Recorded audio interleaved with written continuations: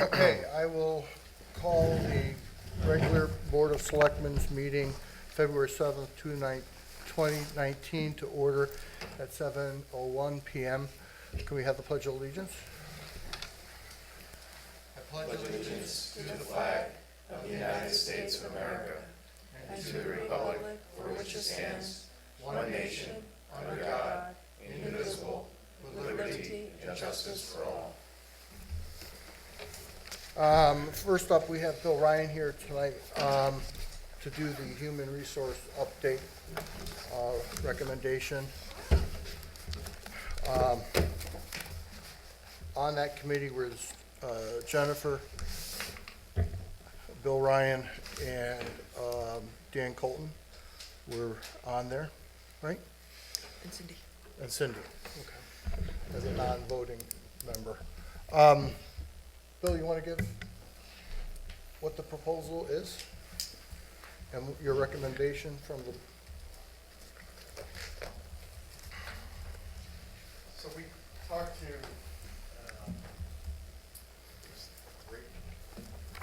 three different companies, and there was one of them, I believe that each of us, there was a consensus that that was the company that we all agreed best fit the needs of Southbury. And, you know, we had discussion about what they could do for us, and we also had good discussion over, you know, should we do an audit right away versus have this company come in. And this company, it's kind of a hybrid approach. So when they start doing what I think we all agreed needs to be done, they're going to be conducting an audit by just doing what they're doing and seeing where we're deficient. I spoke with the woman who owns the company and asked if she'd be willing to, either her or whoever is going to be doing this work, to periodically come to a board meeting to report back as to findings. And she said, yes.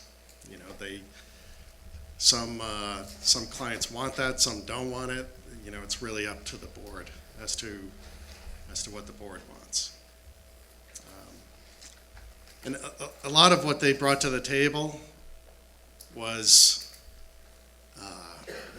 oversight on a lot of things, onboarding, offboarding, you know, onboarding as far as the compliance issues, the documentation being distributed to, you know, each new employee. They will provide oversight for workers' comp cases. And I think the software component is very important, which we don't have now. We have people that do very well at their jobs and really need that ancillary help, right? So I don't think it's going to affect anything anyone currently does. There's going to be a synergy between what we have now and what this company can do for us. I think we all agree on that too. We did. go ahead, John. The only thing that we need to do once we make our recommendations, we should publicize the fact that we got the 3 bids and the prices, the hourly rates for each bid, I think to be, Yeah, I think it was a little more, yeah. Transparent. The hourly rates were in what they were doing, but it wasn't all exactly the same, my understanding, same. there was a range, Range. about Yeah. 85 to 110, Yeah. something like that now. And the good thing is that my understanding is that this gets us the software and we keep the data on the contract, That's correct. which is good. Yeah, that's a must, and you're right, it's important. Is there any questions of the committee? What's the commitment with these folks? Like, is there a contract for a period of time, or like, what's the arrangement? I think we talked about different terms, and so they're making an investment in us as well, right? So they're not going to do a 3-month contract or a 6-month contract. I think probably what they would do is a year, which I think is reasonable for both sides. And, to come down to what we write in the contract, we need to have the ability, if the board isn't happy at any given point in time, to get out of it, right? So that's gonna come down to whatever contract, we enter into. But I think we talked about a year, right? We did, we threw the year around. And- Some were more in favor of multiple years, but I was personally comfortable with the year. Obviously, it's going to fluctuate depending on the workload or what they're doing, but do we have a sense of cost? Like a general sense of what the number is? I didn't Well, look there at. was a proposal. In the, In the proposal, the do cost. we have that?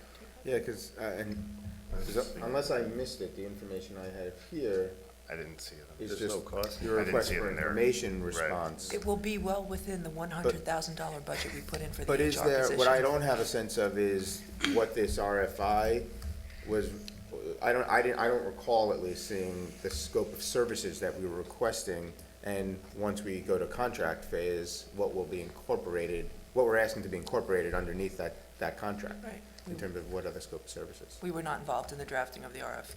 Right. That's right. So, because they seem like a good firm, I trust the recommendation of those who are involved, but I don't really have any other information about what real role they're playing in terms of their scope of services.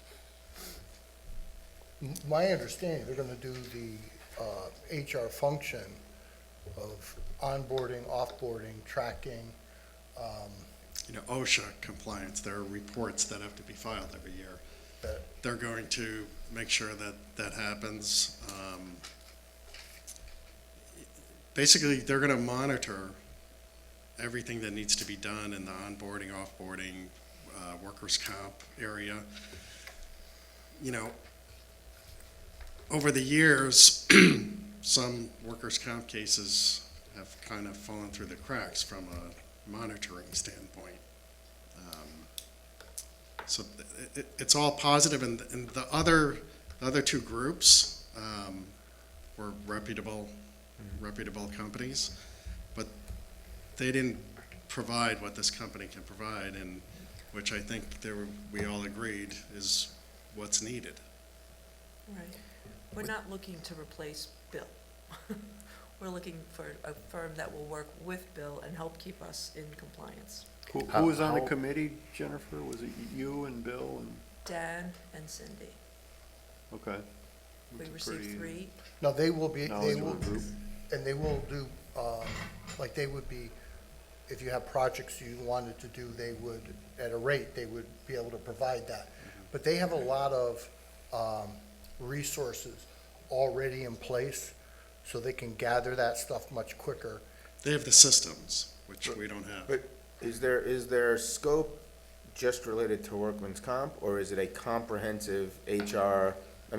My organizations have I believe in outsourcing a lot of this, because it's, especially when you're, to control cost, and there's an expertise there, and like you said, they have the technology platform built in usually. Right. But are they providing, like they say in here, part of their experience, they make a point of stating in their RFI is that they provide HR and payroll services to, a variety of folks, some of whom they included amongst their references. So is that part of it? Will they be providing a cloud-based, payroll platform, all that kind of stuff? In answer to your question, they do have the capabilities to do all of that, but we do not want them to do that right now. We don't, okay. That We was need not to part of understand. So that's not bid. part of the scope Right. of services that Right. we're requesting. We need to understand what we do and what we do Okay. well and what we don't do well and what we need to do differently. Mhm. And they're gonna help us do that while getting us documentation. so Is we don't- is there a designated person or designated people associated with them that the town would be working with, or is it sort of like you? No, you don't Because, get like, random people. so So it's- there's someone designated for this account Mm-hmm. that, is the point person, Now, if that person is on vacation, they have backup. And are they on site periodically, or? is Yes. there- One day a week, I believe it was. Who do they report to in the town? Dan? Well, Jeff? they I would think report to Jeff. me. They report to you? him, but work with Noreen since she does our Yeah. human And- resources function. And they are, so they will be able to provide, if you need help at the level you need, not at a even higher level or not. They give you the person if they need some clerk work or if they need. you For know, whatever issue. They have the expertise in-house to do A to Z. But if we only need D, they'll give us D. And I will say this, For the lack other, of the real terminology. with hiring your own people, I do know a municipality, I talked with them, and they hired an HR director, and that got it up to speed, and it was seeming to work good, and all of a sudden, they gave notice and they're not working there, and now the whole HR is back in their lap, and they're trying to hire another HR person. So with a company like this, I would say it's kind of like having an HR department with a corporation that has many different groups or companies within them to run the HR for all these companies. So I look at it, they'll be running this HR company because they have the expertise. Yeah, and we don't need every HR function, right? Right. We're only buying what makes sense because of the platform they have and, but they're not going to sit down and, investigate, a situation that could lead to potential liability for the town Right. and wing it and tell you what to do when they shouldn't be doing that. So, I think it makes sense. And it's my expectation that they may be able to, at the end of their audit, tell us we need a dedicated part-time person or a full-time person, or we'll know much more than we know now. But unless we get started with the process, we'll never know. So that's part of the scope. A core part of the scope is an analysis of our HR needs, and they'll then Yeah. make a recommendation That's the audit. as to what they think our needs are, and then, of course, they'll make recommendations as to where we could pay them more money to do it, which is the right way to do business. Right. So, yeah, I'm fine with that, that's great. So, I mean, what's the next step in terms of, moving to contract with them? So, because at some point, that'll come to us to, Do they do an audit first? Is that like a separate contract? They'll do it simultaneously. Yeah, so, I asked that question, and if the scope of this changed and they were only to do an audit, the audit would cost a lot of money. What's a lot of money? To do the, she was talking 15, 20,000. But they're gonna be in, they're gonna be in doing these things that we need done, and also keeping their eyes open and doing this day-to-day informal audit and reporting back Documenting. as to what they see. So, we know we need these areas to be addressed. I think we've known for a while. They can do that and take the hybrid approach and do the audit as they get more involved with the town. So we have specific tasks we're going to ask them to do under a contract? Is that how it works? Yeah, this would have to be reduced to a contract. Okay, well, I assume that. I haven't seen anything yet, so I don't know. Well, they've Wanted to made the bring our proposal, which is what we're going off of, and from that proposal, we'll formulate expectations and the contract. So And we need to know- process-wise, if we say, well, I think this all makes sense, and it's, where we want it to be heading.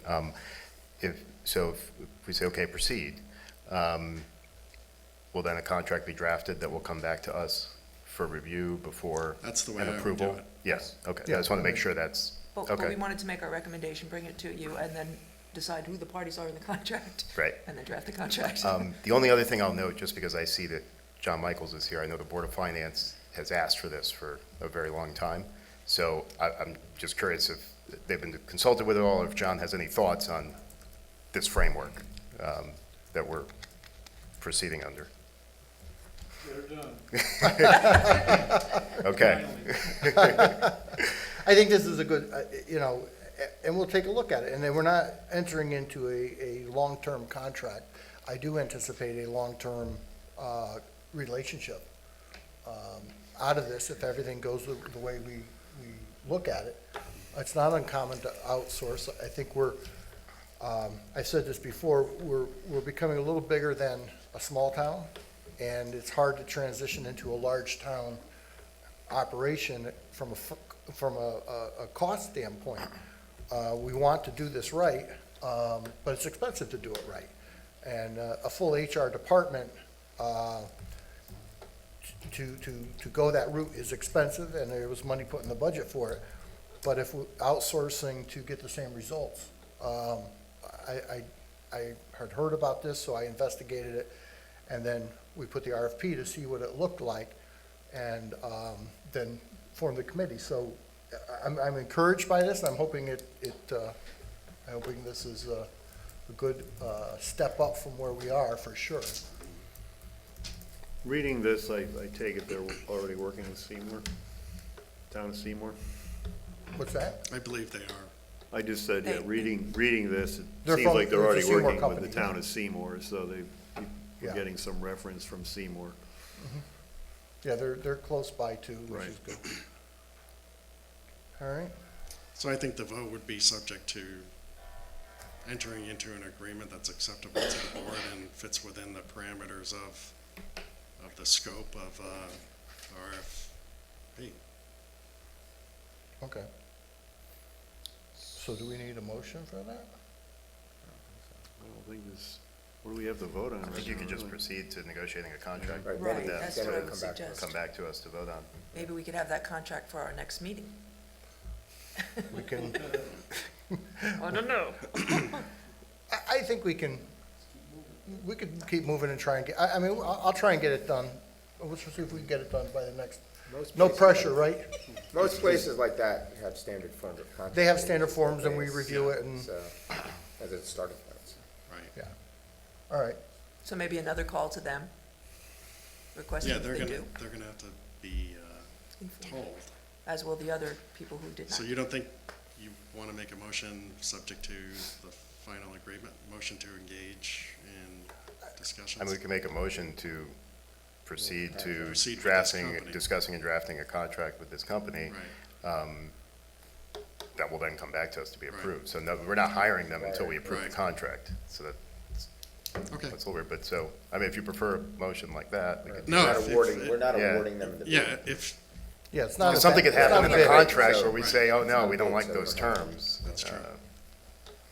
Okay, so you just don't as think, long as we're authorized to do what we're talking about. Yeah. then- But do we have to put up, we should put up the list of the three parties, the prices and, okay, okay. I just want I that think we'll do done. that once we go.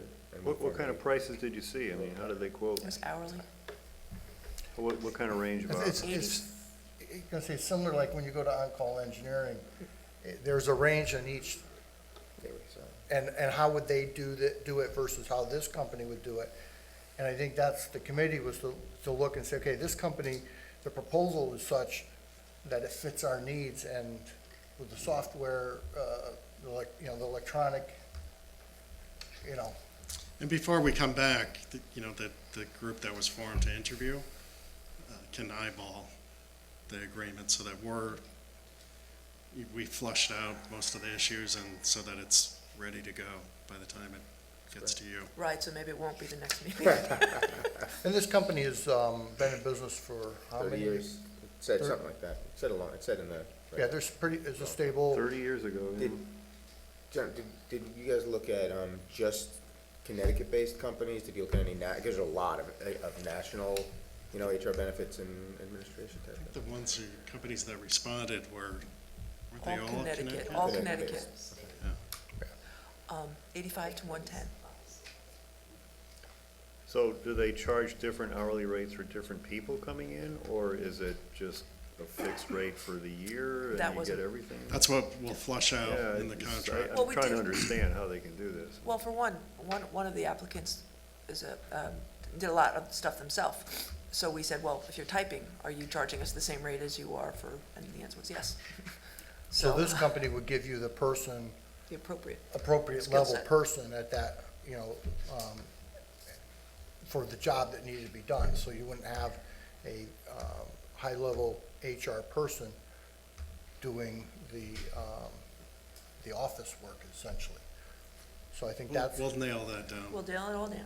Yeah, I mean, I've engaged a lot of consultants in a lot of different ways, but I've never quite done anything like this, so I'm curious to see how it gets put together. but anyway, I think so we'll move forward with the proposal with this company and come up with a contract. Is that okay?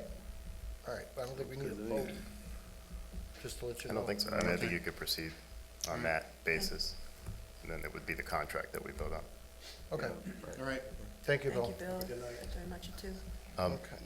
Mr. Chairman, before we get into Yes, sir. public comment, can I just make a scheduling comment that you and I had discussed earlier, just for the benefit of the public, Okay. to the extent it might impact people's schedules? We have an executive session scheduled for the middle of our meeting, and I had proposed moving that to after the completion of any other business that we do not need the executive session for, so we don't hold up a number of other items on the agenda. Including, we're gonna do new business.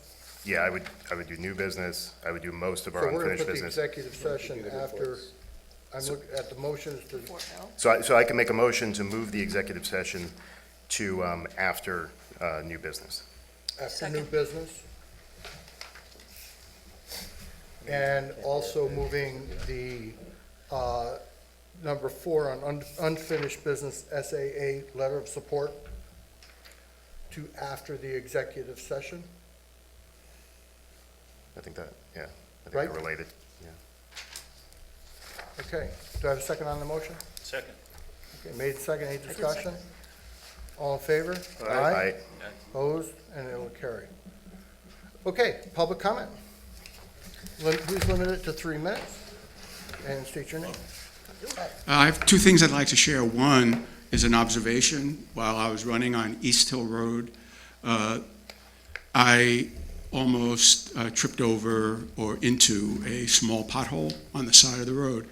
And I recall that that road had been repaired recently.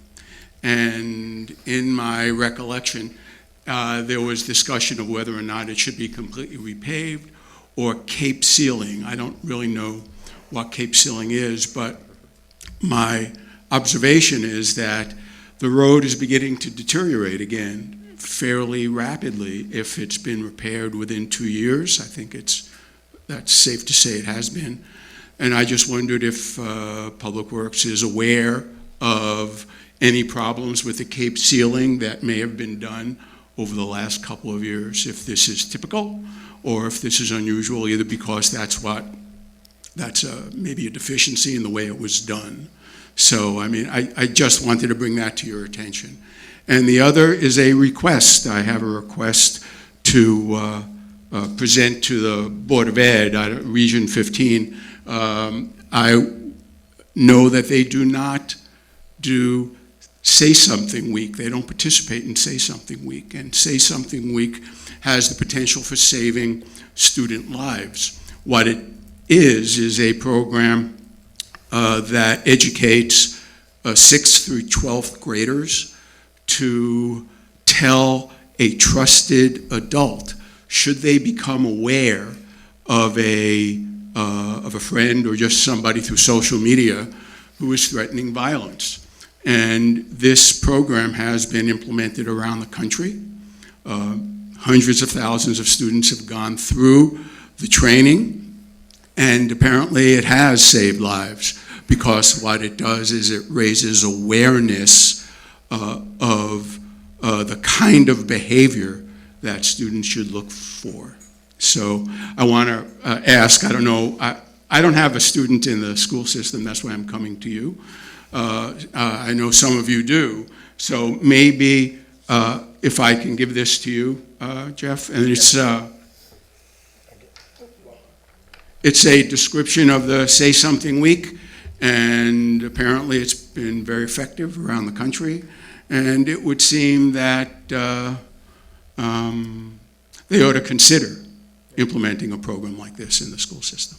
Thank you. Thank you. Thanks, Rick. Any other public comment?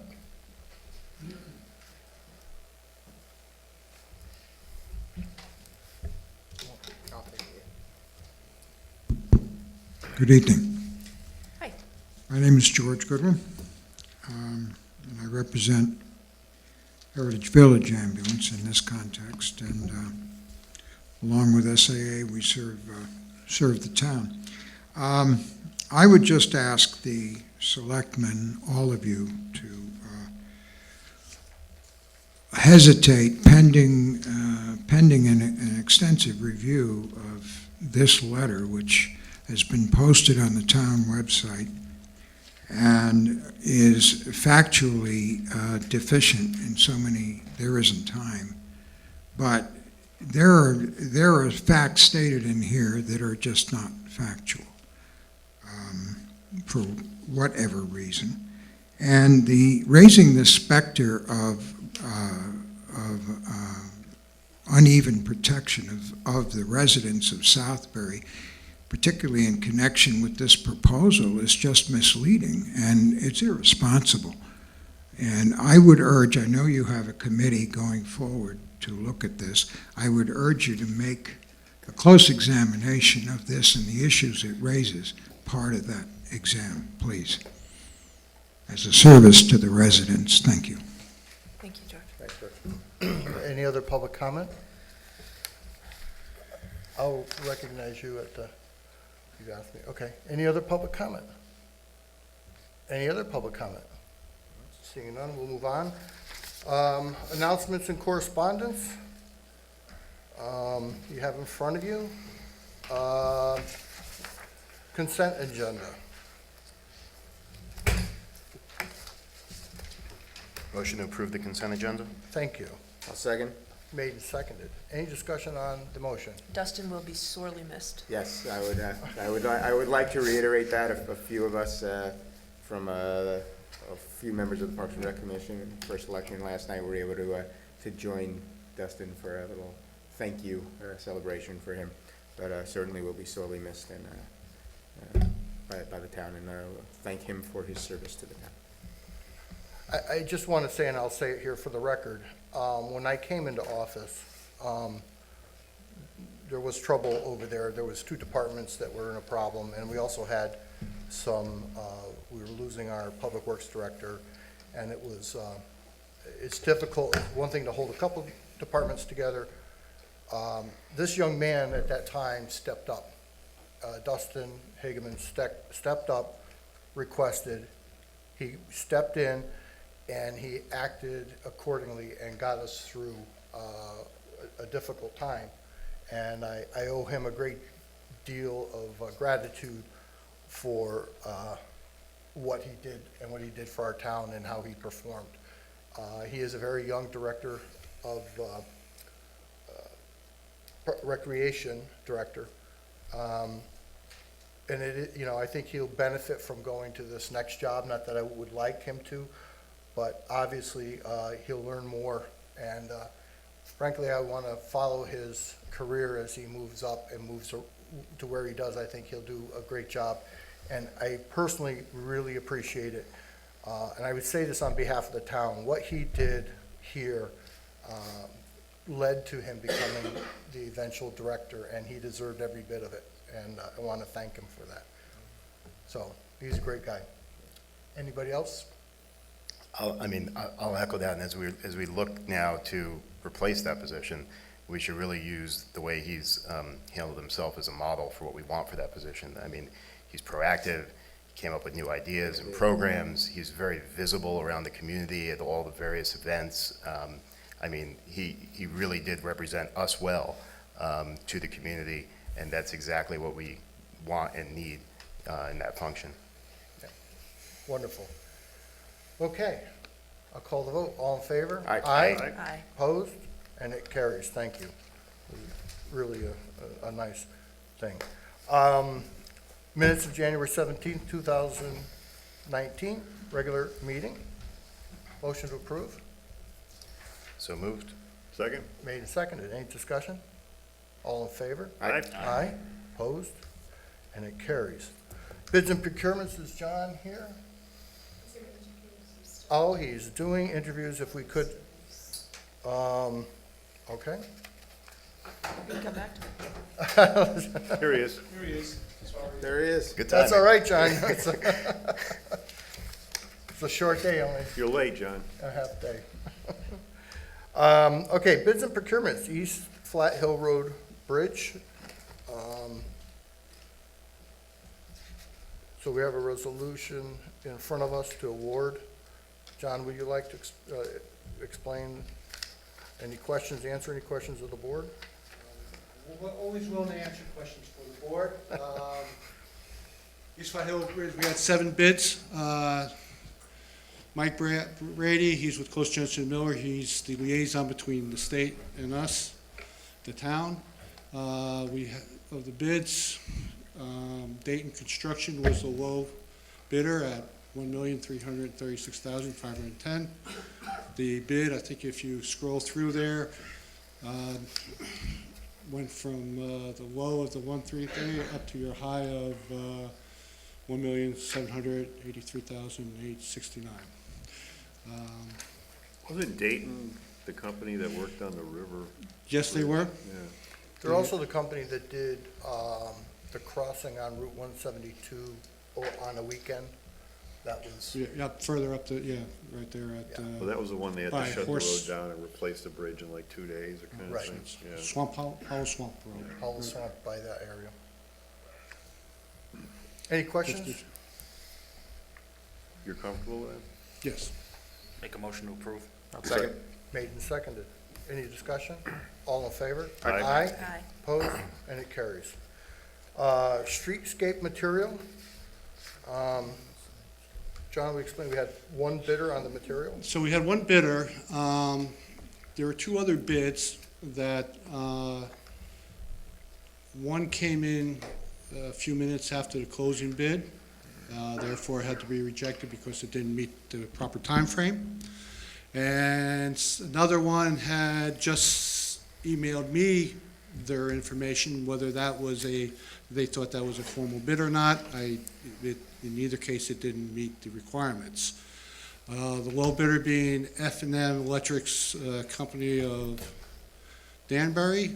Normally, if it was just one bid, I would have concern, is that the best that's out there? Although the other bids were not acceptable, I was able to at least look at what their values were, and F&M was, they would have won it anyway. So I am comfortable with going with F&M. Any questions with John? Where did this end up in line with what we had estimated, what we thought this might cost, like our budget number? I think, well, first of all, the 137 is based on, I think if you go through, there's the spreadsheet. So if you go through it, the numbers, I mean, thank you very much. We're looking at replacing 230 retrofit kits, or actually less, yeah, about that. 235 lights are going to be done. 230 is the kits, 10 fixture heads in there is complete. This way it gives us a few extras. You have the dimmers, one for each one that goes in there.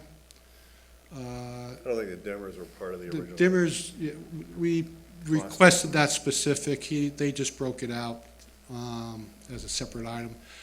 Those prices are fairly much correct. That comes out, if, based on that order there, is the 137. I think they were originally talking 300 for the total project, if I recall. But also, that 137 is to meet that bid.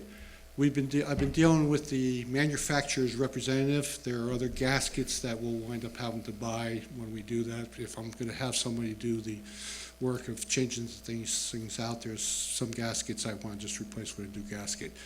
That item we couldn't bid because we really didn't have a number for it or the criteria of it, so I'd probably still just go through F&M to purchase it through them. from the manufacturer. So although I'm saying 137,666, there will be a little bit more for various gaskets that get involved. But that will be below overall the 300 that I believe the board was looking at initially. When we go to the next bid, when you approve this, if you decide to approve it, I recall we were thinking the light fixtures, the light engine itself would be around $500, and didn't think we'd get it any lower than that, so adding the dimmer in here comes in pretty close to what I Correct. was estimating earlier. I guess the dimmers come pre-programmed too. Yes, that was a little bit of a question that the one guy had in dealing with the representative. The dimmers, we can specify that it's programmed at, I think it's program number 31, which drops it down to 60% illumination at midnight, and it's already attached to it. So just as long as we pre-order it from the factory, it's not a problem. So the dimmer comes in attached to the light? Yeah, it'll be pre-programmed for what it is and probably tie wrapped to the cords that come down. When do we think this work will, Excuse me? when do we think this work will get done? I think it was, if you looked at it, I think they said 56 days for delivery of parts. Right, yeah, this is the wrong one. Next, Go We're still back, on go, this. We're on the go, one before this one. yeah. I asked you to go to that because I was going to go into, you were asking me where this figured into the total cost of streetscape. The streetscape was two parts. One was the materials and two is the installation. So this is just the materials one. So where we're at. Item 3 is the date, where's that? 3 is the installation. We're on item 2. 56. That's a different Bid. bid. Yep. So we're on parts here, and if you notice, they're pretty much 56. I believe it said 42 to 56 days. My feeling, if you're saying 56 days in there, it's 50, that's what I'm gonna count on the worst Is case. that working days or? Calendar days. Calendar days. It's, pretty much it's an early spring job. Thanks. Okay, Can you go to the other one and Well, show well, us the do you want- 7 bidders? I want, do you I want just to want- do? You want a wanna motion just- to approve this one, then we'll no, I want to see the other discuss it. 7. I want to see that. There's only one, there's only one. on This was, this. This one said there were 7. That's the second bid. That's the Right, I second, want to see that but we're not on. before I make a Did you decision want to do, on the first one, if I may. There was only, There are One for 7 the bidders for the second one. for the There you installation? go. That's what I want to see. but they're Thank you. totally different. I know they are. Oh, I just okay. want to see who bid. Quite the spread. Yeah. Quite a distant difference. That was the only question I had. Is there any concern there? Like, I'm confused. That's the Why are we obvious talking question. given, John- given the numbers, He brought like, us to so this one, far so apart? I jumped on it. I will say this, John was on top of that, and he had, you can discuss.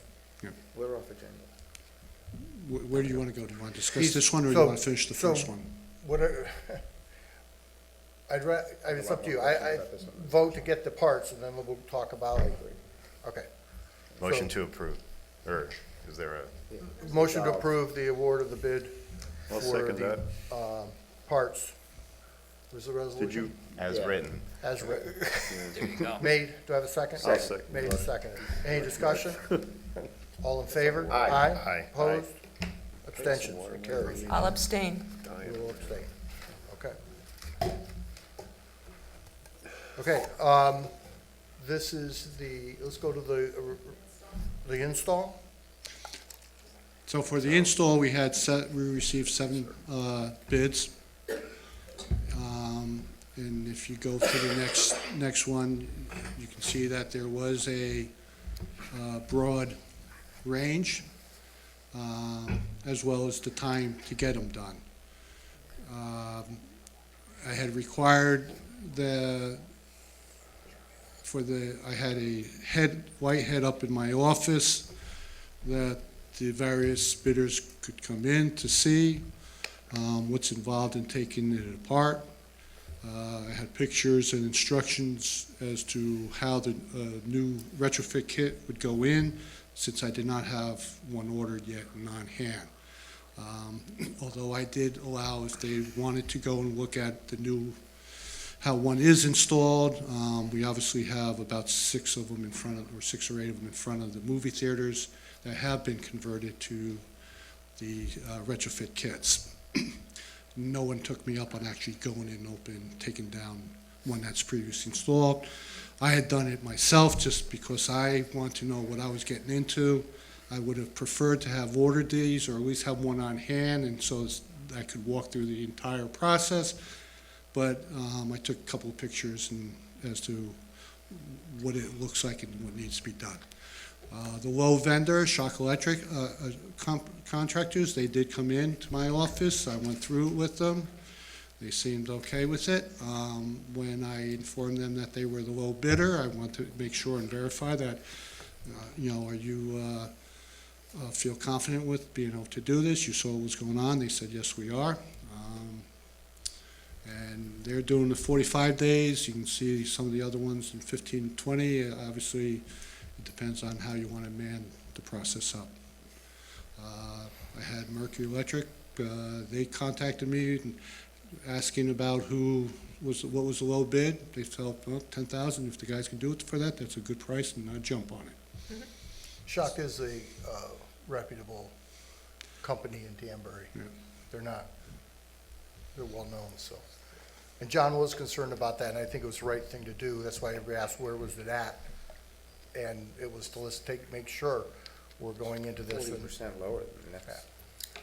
Well, some days you, Sometimes they leave money on the table, and, when he heard the next one was at 17, it's like, oh, darn, I left money on the table I could have gotten. That's our bidding process.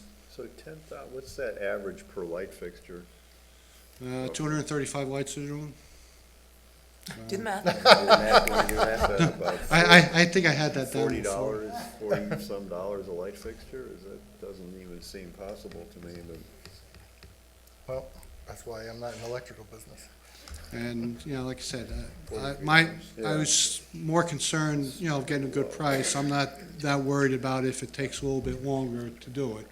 Just seems. I just want to make sure that we had a good price and it gets done right. And Well, they're having- essentially, we have no reason not to take that low bid. No, I agree, it's just, seems hard to imagine. That's why we had John, that's why John came to me, he discussed it with me about making sure this vendor is comfortable with doing this job, and I do know that Shock Electric is well-known in Danbury, so it's not. Anyway, any other questions? I didn't mind, sometimes. Well, no, you're- I'm actually, even though we haven't adopted it yet, we are later in this conversation talking about it, the bid policy, in general for the town, and I was looking at I was going through that to look at what our proposed language is for local vendors, local provide vendors, because there was a local vendor there, but there's still. They're not 5%. It wouldn't change anything. Yeah. Yeah, it's too Yeah. big. So, I was pleased to say the least, but it still falls well within the budget of that. If it was bad, John would just get up on a ladder and change them all. Well, that's why I got up on the ladder on the first, I wanted to see. I mean, if, So even with the analysis that we insisted we get, we're still far under budget. Yeah. Okay. Okay, yes. I'd like to make a motion that the Southbury Board of Selectmen, upon the recommendation of the Director of Public Works, hereby awards the bid for the installation and testing of retrofit kits and associated parts for streetscape lighting to Shock Electric Contractors, Inc. of Danbury, Connecticut, in the amount of $10,222.50. Second. Second that? You got it. Second. You gotta get the lighting. Beat me. any discussion, all in favor? Aye. Opposed, any abstentions, and it carries. Thank you very much. Thank you, John. Thanks, John. Thanks. Hey, you're done. Do we need John on the tree maintenance? Yeah, Yeah, Do we let's, want to do that now since John's here? I would that appreciate would be, that. I'd like to make a motion that we take the agenda out of order and go to Again? K1, new business, Second that. tree maintenance. okay, motion made and second, any discussion, all in favor? Aye. Opposed, and it carries. Okay, we're gonna look at tree maintenance, structural changes to potential heritage trees, and the Eversource Tree Maintenance Program for 2019. So, Eversource is in town. They're doing quite extensive maintenance upgrades. on trees. They're doing almost 100 miles of roadway of their infrastructure. Last time they went through was, I think, 2015, that addressed these circuits. One of the trees that they came to us to request is a large white oak tree that's at the top of 121, in front of 121 Horse Fence Hill Road. And if you want to go, you can show a picture of it. If you see that big leader that's on the right going off to the side, that goes up and over the wires, it's dead. On the other side of it, there's a large scar. That tree is probably about, well, I went and put a tape around it, and it's about 5.5 feet in diameter. So it's a good-sized tree. Eversource is having to lose tree due to tree maintenance. They'll probably have about 9 crews in town. They're currently going around and approaching permissions from the residents. Maybe one of you have already experienced it with the door hangers. When they started looking at this, the person who lives abutting to that tree, I think they've been in town for about 1.5 to 2 years. I have not been able to talk to them. When I tried to walk up there, I have heard that, they were kind of like, yeah, do with it what you need, because Horse Fence Hill Road was, during the tornado, was pretty well covered with trees all over it. They got hit hard there. That limb is, the leader that's going up over the wires is approximately 2.5 feet in diameter where it's connected to the base of the tree. That definitely has to come down as far as what Eversource has requested, and probably the whole tree. There's a couple limbs that go off to the left that are dead also. Up on top, there's a lot of dead limbs. There's cavities in the tree trunk itself. When we take that limb down, you'll probably see a bunch of other cavities.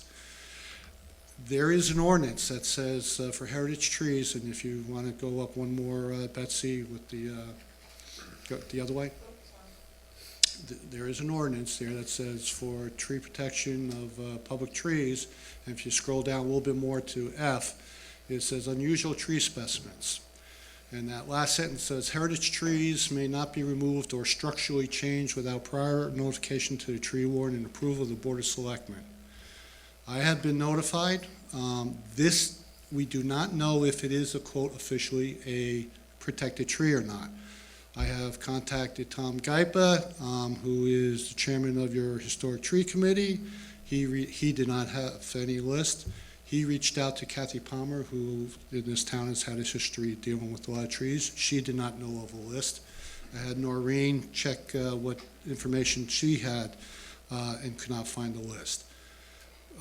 I am trying to be a little proactive and conservative to ask for permission for this. Should some lists mysteriously show up in the future, my thought was that the fact that you have an ordinance protecting certain trees, that there might be a list out there, or maybe they just took some type of ordinance that this included from another town, and there is no list. In either case, I'm trying to go through the proper procedures and head it off in advance to get permission to take this limb off and potentially the entire tree down as we see how bad it is. I reached out to a member of the Historical Tree Committee, person that I know, and she spoke to Tom Gaipa, and Tom said there is no record of this tree being on any historical list or registry or anything like that, so I think we're okay on it based on that.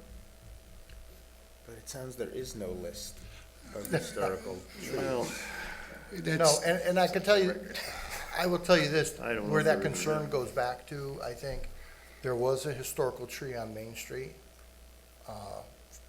My mother was involved in it, and all of a sudden one day it was gone. And it was like, what happened? And I think that probably triggered some of this. But that being said, we have a situation where the tree, with that one limb is coming down, one way or the other, because it's not alive. So that has to be dealt with, and it's this change. And they're also concerned, John, we discussed, that they get, once they start and it's shown there's other cavities and other issues, that if it has to, as they get into it, that this tree is beyond, it's aged out, if you will, and it needs to come down completely. So is the request to remove the tree if it's determined. diseased and needs to be fully removed, or is it a request to remove the tree? Eversource has requested to basically say, look, we have to take down, they sent me a letter following. The limb has to definitely come down because it's over the wires infecting it. And for safety reasons, potential risk, you probably, the whole tree should be taken down. Because of the cavities that they're seeing. Because of and the cavities and that's The going on. tree into people it. are seeing the degradation of the tree. I expect once they cut the limb off, you're gonna be able to see a lot, even more decay inside of it. And the stump will be Remove the tree. removed as well, or are we just? No, The stump only goes down to, when Eversource takes a full tree down, they go as low as possible to about 3 or 4 inches above the ground. You still have, you still have it. They're not gonna risk hitting their saws into the dirt or into rock or anything like that. So they go down as low as reasonably safe. So that doesn't open us up to any liability of someone running and no. breaking an ankle? No, that's what we do throughout the whole town Okay. when we take Has this stuff. issue with trees on a list ever come up before for you? Not since I've been here. The only Just reason why I wondered if brought there it was- up is because some of the neighbors said, oh, this is a historical tree or whatever, and not to me, but to the Lewis Tree who's been going out for the permissions, even though it wasn't in front of their house, and that's why we're just going through the extra precautionary steps to make sure that So would be in there. you were told by Tom that? I was there told by no- Tom that there's no list.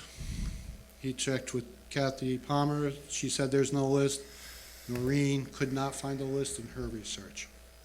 In fact, I had some neighbors that were saying that's protective. In fact, I saw an actual ordinance Well, I that can see why references a you did what list. you did, it makes sense, yeah. I mean, frankly, for when you look at the size of the tree and It's a how nice tree. old it is, It could be it is on the- obviously been there historically for a very long time. Yeah. There's no question about that. And that's why I asked, I don't want us, certainly public safety rules the day, but I don't want us to be in the business of cutting down trees because Eversource says it should come down. And when we talk about the tree people said it should come down, I'd like a little bit of more definition of who are the tree people? Is it an arborist who looked at the tree and said, yes, this is diseased? Because if we can cut certain limbs but save the rest of the tree, because when you do that, it can revive itself. I think that would be the prudent thing to do, but if a tree person says that it really is diseased and overall that, there's no saving it, then, yeah, public safety. Yeah, the arborist individual is an arborist. And frankly, I think that if they get into it and it looks, Yeah. oh, this is solid, That's all I needed to hear. they have plenty of trees to cut, they're gonna be like, okay, but And Tom didn't have an issue with this. No. Yeah. And that's what it said, really, the tree warden, in our code, it says that the removal of any tree on public property has to be permitted by the tree warden. Thank you for pursuing it, though. Yeah. Thank you Well, for doing your due diligence. It's yeah, the right way to do it and not Absolutely. read about it in the newspaper the next morning. You get any kudos? Now you're gonna read about it, You might read about it anyway. Jeff. Okay, so cuts there's, down a historic tree. Have a motion? I'll move that we approve the motion as written. Second? Second. Made a second, any discussion? All in favor? Aye. Aye. Any opposed, any abstentions? And it carries. And- Thank you, John, I think you're, And just going along, do you have the picture of the map that shows this, so people can get an idea of, tree maintenance yeah. program. Well, in color it comes out that pretty much everything above the, north of that 84 line, all those circuits there, that's different color circuits for different type of work that they'll be doing. That's pretty much where all the work is. You got a little bit below south of 84, that's in the lower left corner there. So They've been they're- all over the state. I might drive down to Norwalk every day. Yeah, I've they- been seeing they them got- all over this various parts of the state. So I'm going to- They're miles on the side, they're at up to 85. I ended up adding up their circuits, I think it was closer to like 96 or something like that miles. So that's just, like I say, if if you're in that area, and you have some trees that are near the wires or on the wires, you'll probably be getting some type of door hanger on there if you're not home at the time, explaining what it is and for permissions. So this is just to keep you informed as to what's happening. I think the last ice storm we had, we fared pretty well from a power loss side. Oxford not as well. And I think that was attributed to the fact that we had that tornado, we took our heavy hit, and we did a very good job of the hangers and leaners from that point, and I think this is gonna enhance our reliability Yes.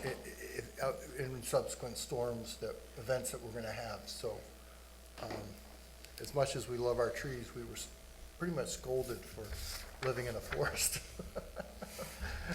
Tree City, USA. And I believe that's all I. Any questions of the tree maintenance program from John? Thank you. Thanks, John. Thank you, John. And thank you for doing the right thing. I appreciate that. Okay, so let me gather this. Okay, so I think under unfinished business, we can do, one, the Economic Development Director, job description for approval. I think we can work on that one. Yes. Let's hammer it out and get it done, get her done. So there's the, first selectman's, office draft, and then there's also, a draft from the, economic developer. There's two different ones that have been shown. And if you have a minute, Ann, can you come up? Sure. Just so that you're, I don't think anybody's trying to compete against your, No, of course not. but are you are I'm actually going after the draft that you sent. oh, thank you. That's good? Well, there's a couple little things. Okay, so, But I didn't know Let's if hear we it. could change so things. can we work or- off of that? Yes, that's what I'd like to work off of, because I figured that was the most recent, so that should be what we work off of. Okay, Great. all right. So we're gonna work off the first selectmen's? And which is it, of concern or change? Well, not concerned, it's just a few different little, items that I'd like to discuss, is the reporting to first selectman and/or designee. Who is the and/or designee? That would be the determination of the first selectman. Oh, okay. Yeah, it could be either it could be, our fiscal officer, it could be, the assistant, the first selectman, or it could be, At all times, Selectman. or at certain moments when you're not around? at any time. I mean, it depends on the workload. Okay. Yeah, and they would report to me, that person would report, yeah. Oh, back to you. Yeah, that happens. Okay. That's common. Okay, just a quick question. And then, if you go I down. mean, I don't mean, that's common. I didn't want to, okay. Then if you go down to, if you go down a little further, under contacts research evaluates technical information and economical feasibility. I didn't know if that was, if we really needed to add the transportation impacts to cost benefits of community service.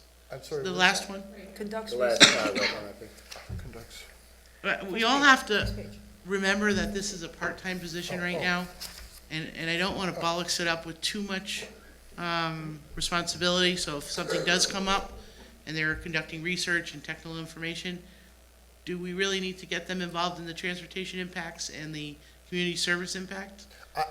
Because that would be for other departments, I would think. I would Planning, say, zoning. I would say yes, because the reason I say that is, I don't think I'd want the economic development director going in a direction that, if we find out that there's a problem with the traffic, it throws that whole thing off. So I think they need to work with the traffic study, is a concern, but, I'd make a recommendation to sort of qualify it a little bit, to address your concern, that we could lead that paragraph by saying, similar to sort of how it qualifies it with the last sentence, all Works proposals will with, be vetted by appropriate departments. I think we could lead that by saying, in partnership with appropriate department heads prior, to put all of the onus of On one conducting person. research, evaluating technical information, doing all that on this one part-time employee, I think is is onerous. Right.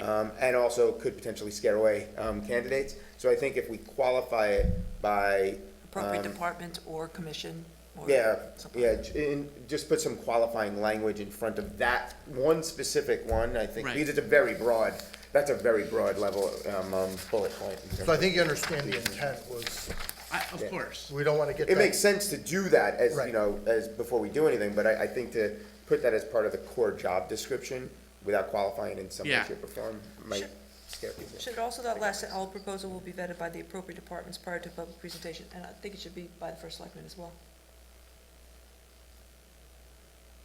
Okay, at the So end, a report- All presentation proposals will be and vetted by first by selectman. the Yeah, first. I like that. Thanks for including me. No problem. You could say and or. you So designate. let's get this wording on this Those final designated. paragraph, what you were talking there. Conducts research and evaluates, how do you want to word that? You were, In conjunction with appropriate, Partnership with. I'd say in partnership with, appropriate department heads, and commissions. commissions or committees, because we have There you different commissions or committees, conducts research. so you have that to go in there? Okay, so that's Does that make sense? what we're going to approve. Okay. Does that make sense, Ian? Does that make Yeah, it sense? does make sense, Qualifies it actually, and- yeah. So you knew where I was going with it, Yeah. I just didn't have the Yep. verbiage for it. Then the part where you have the prepares grants, right in the red there. Prepares grant proposals and applications, contracts, and other necessary documents. I think that's a little bit much. If you start with the identifies funding and program sources, this person, like I said before, is part-time. They'll be researching the grants and researching and identifying the funding, but not necessarily preparing the grant proposals and the applications and the contracts and the necessary documents. So I think it should be, we should limit this a little bit. Or how about, like, start with your identifies funding and program sources, and then agreements at the end. Right. And then say, and assists with the preparation. Right. Okay. So I think we're putting a lot I- in this. Yeah, I think that's a Yeah. really good solution. Okay, so Jeremy. get that, I bet she's already got it changed. I don't know. She's trying to keep up. Come on, Betsy. Betsy's good, but You got it right. Of course. And then my only last comment would be on the required qualifications. Now, we have on, down more, I think. Yep. So we have considerable experience in economic development, community development, including administrative responsibilities, graduated from, I think it should say, instead of a four-year college or university, with a bachelor's degree, or something like that. And then, as you go on, you're taking out the high school, which is 6 months of related experience, and we're adding in there that, or equivalent combination of education and experience. I think to whittle it down to who is going to apply, we need to be very specific on the qualifications.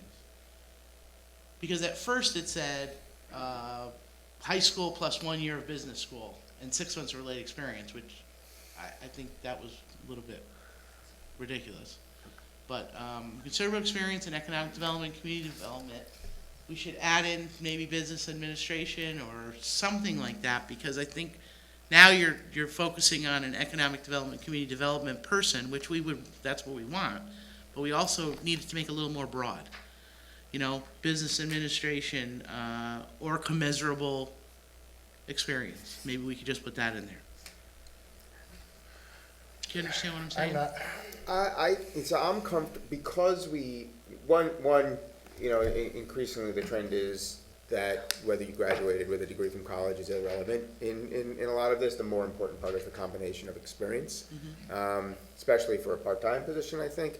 I think having the or equivalent combination of education and experience provides enough breadth.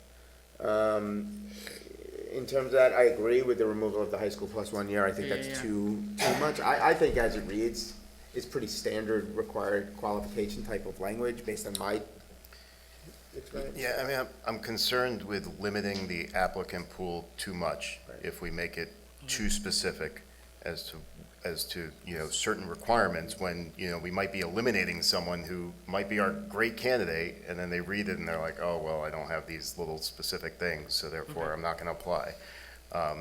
So I think, you know, that'll get vetted out through like the vetting process and resume review and interviews and whatnot, whether. Okay. Knock on wood, we get too many I resumes. think the word considerable is quite, you know, subjective. So why don't we say some minimum, just, you know, minimum 5 years' experience in economic and, I mean, you don't want a brand-new person, but maybe a 2-year person or a 5-year, somebody who's been doing it for 5 years may be exceptional. So So, let me is that play the considerable? devil's advocate here. If you were to hire a park and rec director and ask for 5 years' experience, there would be some of the best candidates there are would not be getting, you would say, sorry, you've only had a year and a half, don't care how good you are. Take the word considerable out and Yes, just I leave it agree. as experience. Experience I mean, is we've enough. learned- Take the word Some considerable out. experience. Okay.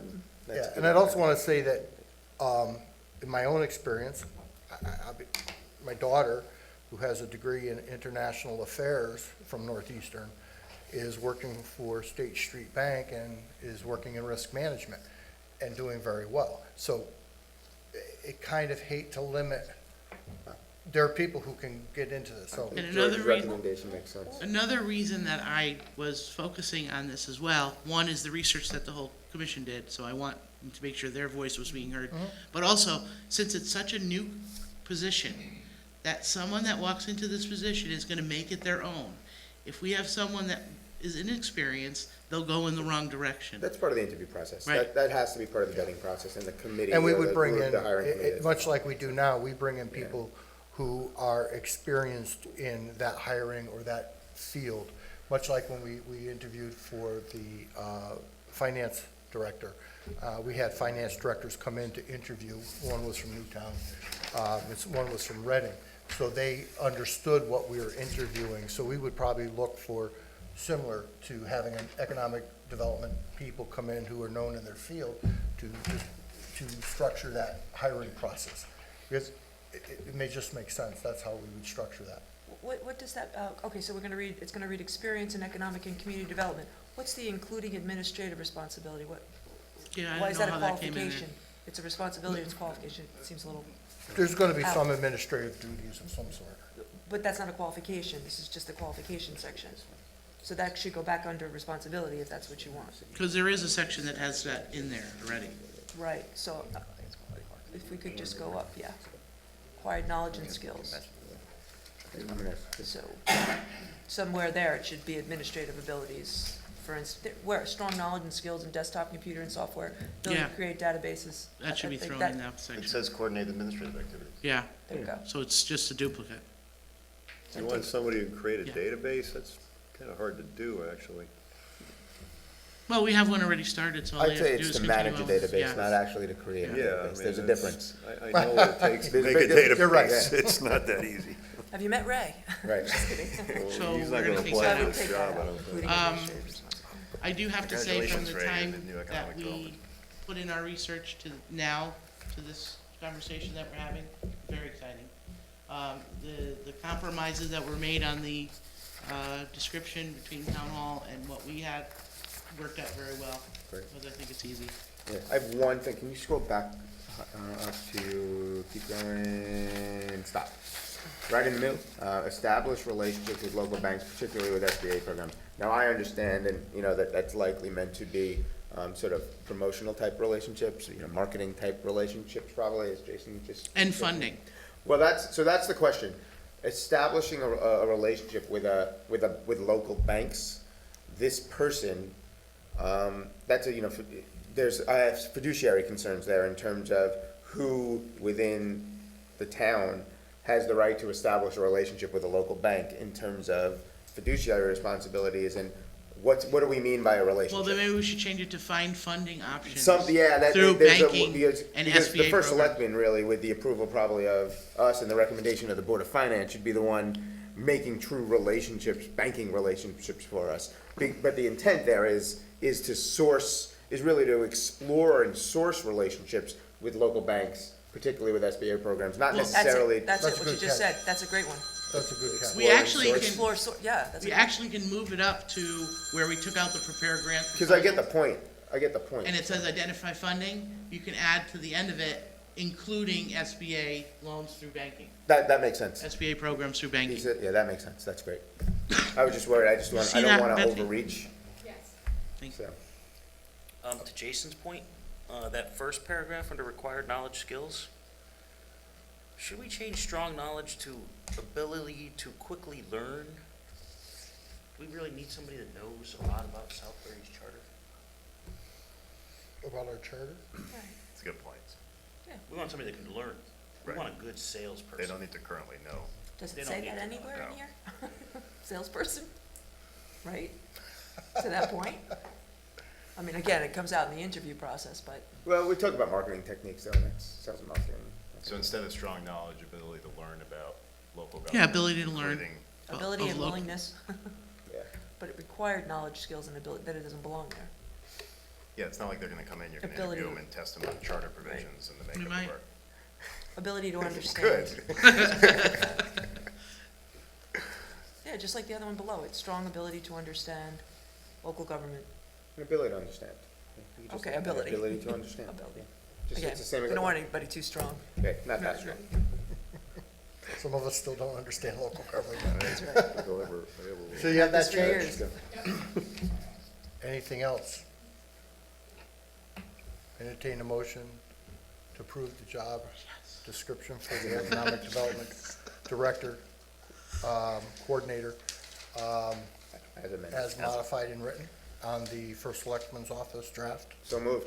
Second. made and seconded. Any Justin, I thought you were gonna discussion? do it.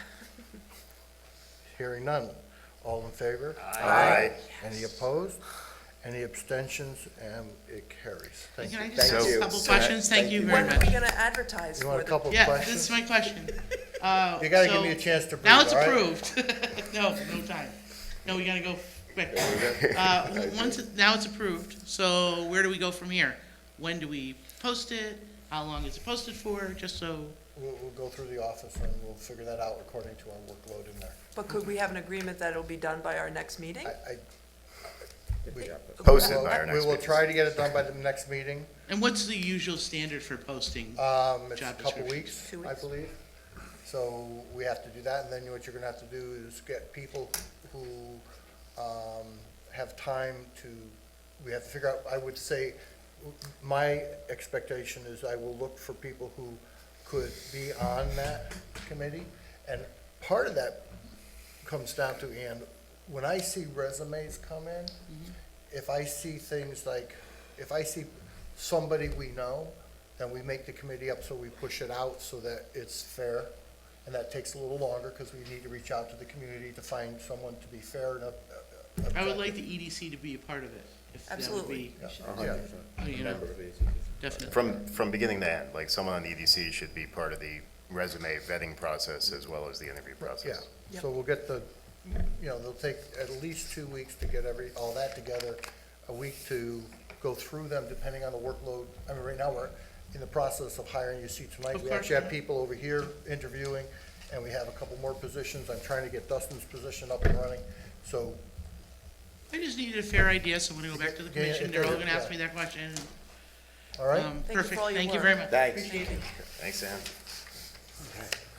Okay, so we have this, Number 2. number 2, Strategic Planning Task Force. We have some names in there. I know a couple have been working on this for a recommendation to the board. Right, so we were Tasked, tasked with reviewing letters of interest from 14 individuals, and Justin and I would like to make a recommendation for the membership of that committee, taking into consideration minority representation. So, we did have 4 people from the Southbury Strategic Planning Task Force put their names forward. And we logically think that those 4 people should be on the committee, but we would like to make one of them an alternate. So why don't I just give the names instead of that? Yeah, it's kind of, yeah, okay. So, for our 7-member board, we would like to put on, we recommend Ed Edelson, Chuck Jones, Thomas Marks, John Monteleone, John Riley, Catherine Smith, and Dave Solaz. For the alternates, we recommend Ron Conti, Ed Del Terrio, and the ever-patient Frank Pauza from last meeting. Is he here? He's not. Oh, okay. He couldn't risk coming back. So, Man of great patience. that brings us to, what does that bring us to? 7 and 3. That brings us to 10, right, but I was just doing the membership of it. Okay, so that brings us to. 7 and 3. Yep. 7 and 3, right. Which is the right- Three Rs, 1 U, and 2 Ds for the full membership, and then an R and 2 Us. No, is that right? Hold on a Okay. second. Yeah, an You're R mi- and you're 2 missing Us. someone. An R and 2 Us for the alternates.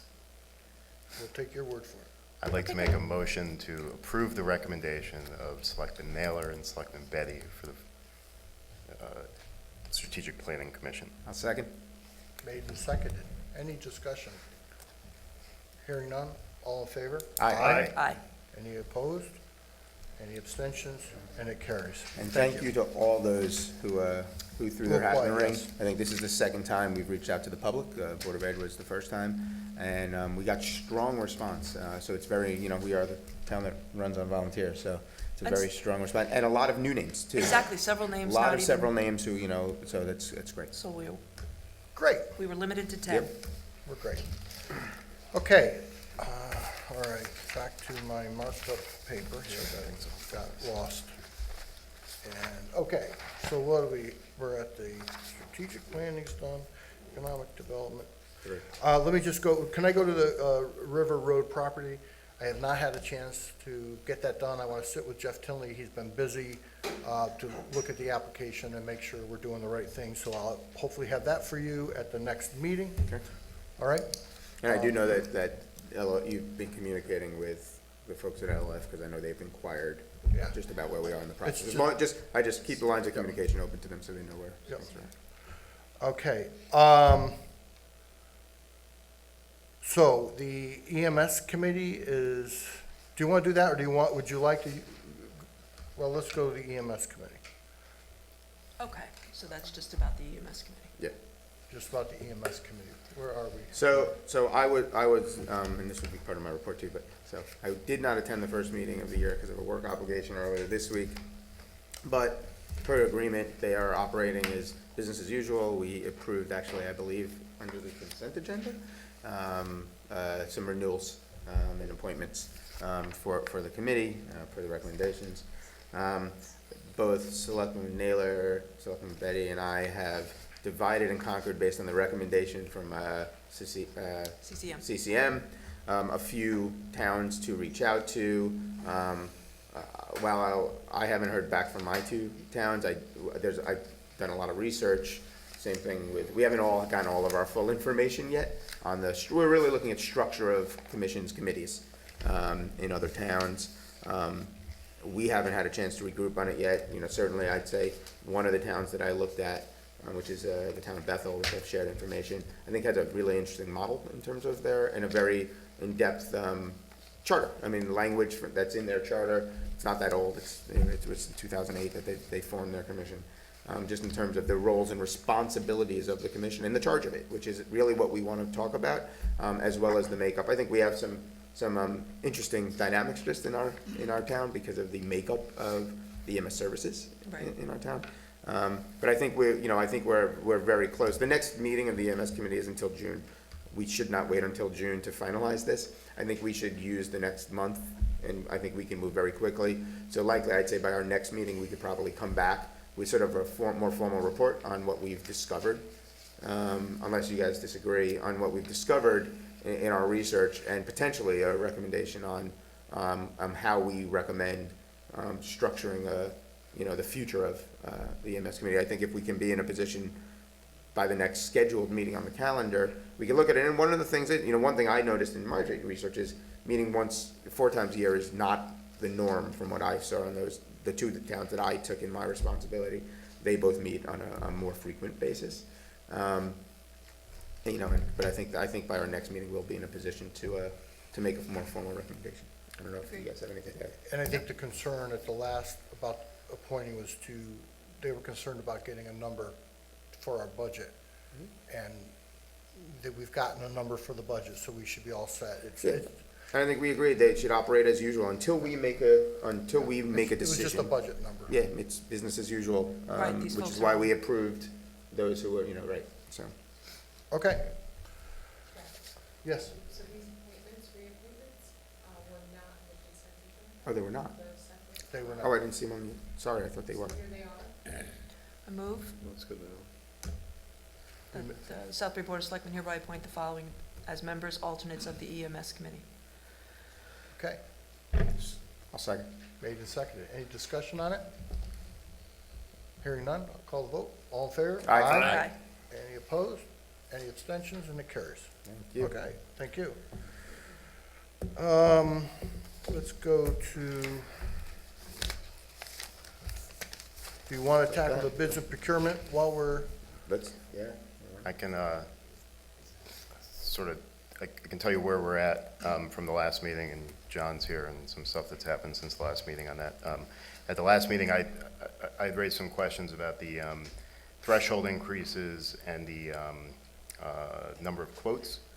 And I asked for some information, and John Michaels went around calling a lot of towns, prepared a spreadsheet that I actually meant to email around, but I'll do that, showing the range of thresholds from the 10 different communities.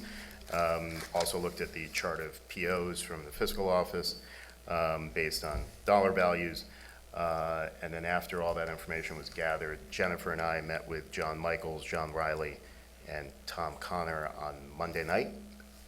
And the document that Betsy forwarded around today is a result of those discussions on Monday, which goes back to some of the language in the current policy, changing thresholds, increasing them a little bit, but not to the extent that was in the original Board of Finance proposal.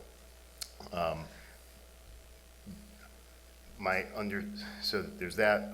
There's a couple of open issues still. My understanding is Jeff was having the town attorney look at a couple of items in the bid policy, and our finance director was also going to take a look and had a couple items he wanted to address, and that hasn't happened yet. And I've had a crazy week, so I haven't had a time to really look at this because there were some language issues that we had raised on Monday night as well. But I think it makes sense for our board, to the extent anyone here has any issues with anything in here, we should talk about it now so that we can have more discussions over the next 2 weeks and perhaps be in a position to approve an amendment at the next meeting. okay. All set? Yeah, I was very comfortable with these, assuming this has the sort of input and the general consensus of those who were just mentioned.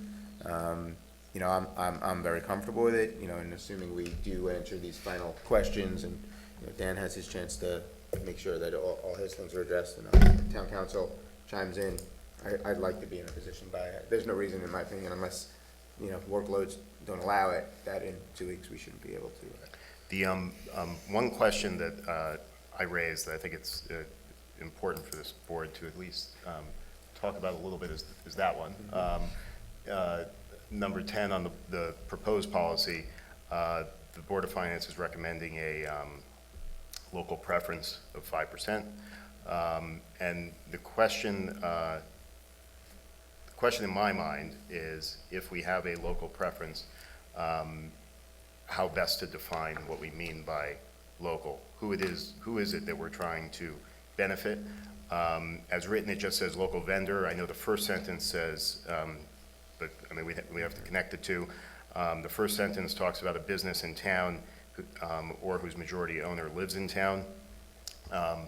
And I just want to make sure that if we're going to have a local preference, that we don't get in a situation where the town needs to start making judgment calls as to what that means. Because that can cause issues, and, you can see situations where someone, business, has a small office in town. Do they operate in town? But their main, place of business is somewhere else.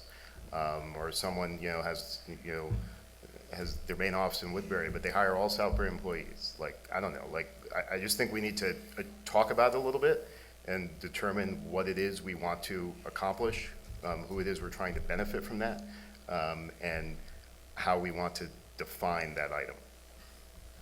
I don't have So great, My first thought is that if we're, just so we think about this, to me, is that, are you a registered business in the town here?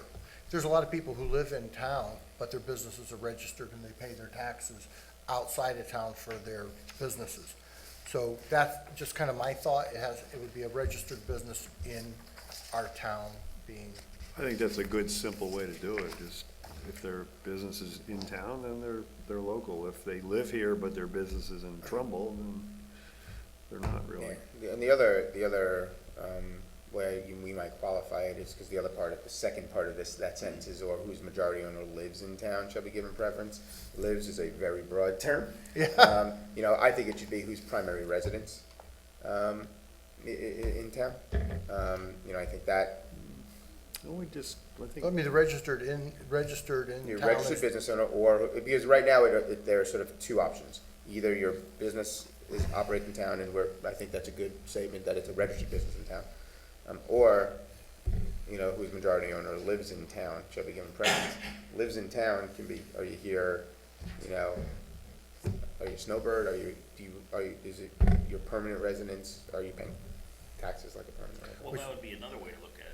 Right. Are they paying taxes? to Are they the paying town? taxes? Right. Regardless of what it's on. Yeah, I mean, I think that's the intent. That really is the intent, that it's Is it, yeah, because, I mean, whether it's business taxes or. Any taxpayer, so maybe it's changed to something, instead of any local vendor, it's, that's a good idea. Well, I think you know the direction we're going.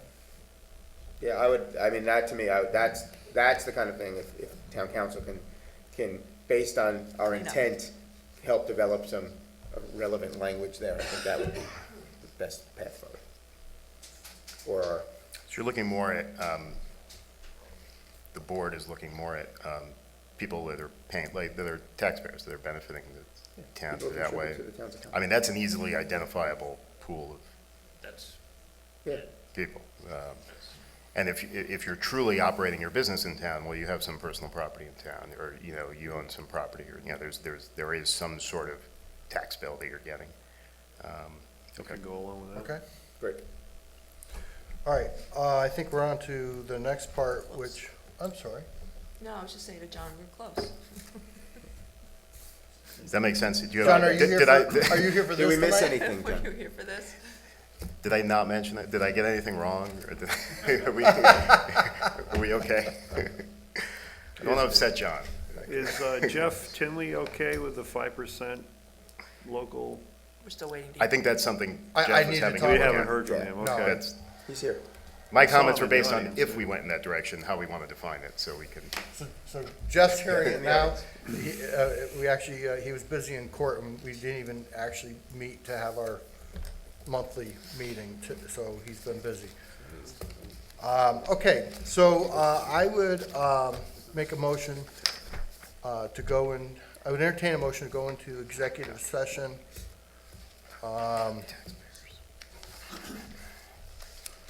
To discuss written legal advice from the town attorney regarding Southbury Ambulance's request for a letter of support. Inviting Jeff Tinley as our attorney in, and asking John Michaels from the Board of Finance to also come into the executive session. So moved. Second. Made and seconded. Okay. Any discussion? All in favor? Aye. Opposed, and it carries, and we'll be back.